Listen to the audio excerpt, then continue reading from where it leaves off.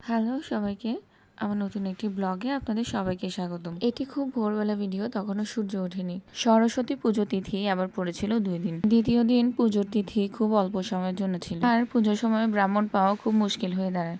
আমাদের ব্রাহ্মণ আঙ্কেল বলেছিলেন সকালবেলা ওনার অনেকগুলো পুজো আছে, তাই খুব ভোরবেলা ছাড়া ওনার হাতে কোনো সময় নেই। তাই আর কি করার, এই ভোরবেলায় নির্ধারণ হলো আমাদের পূজার সময়। মা মধ্যরাত থেকেই পুজোর জন্য সবকিছু রেডি করছিল।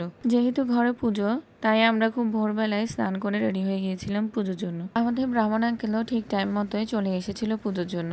সরস্বতী পুজোর একটি প্রধান আকর্ষণ হচ্ছে বড়ই খাওয়া। আমরা কেউই সরস্বতী পুজোর আগে বড়ই খাই না, সরস্বতী পুজোর পরে আমরা বড়ই খেয়ে থাকি। পুজোর দিন ভোরবেলা এই পুচকি বুড়িও তার মায়ের সাথে চলে এসেছিল পুজোর অঞ্জলি দিতে। পুজোর অঞ্জলি দেওয়া শেষ করে আমি ছাদে গিয়ে দেখলাম চারদিকে তখনও খুব কুয়াশা।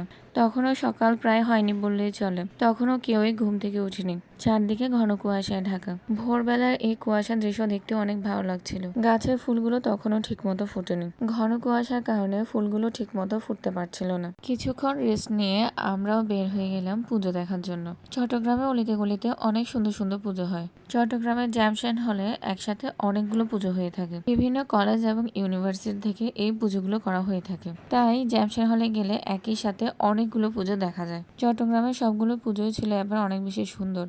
আবার কিছু কিছু পুজোতে এবার থিমও দেখা গিয়েছিল। পুজো থিমগুলো অনেক বেশি সুন্দর ছিল।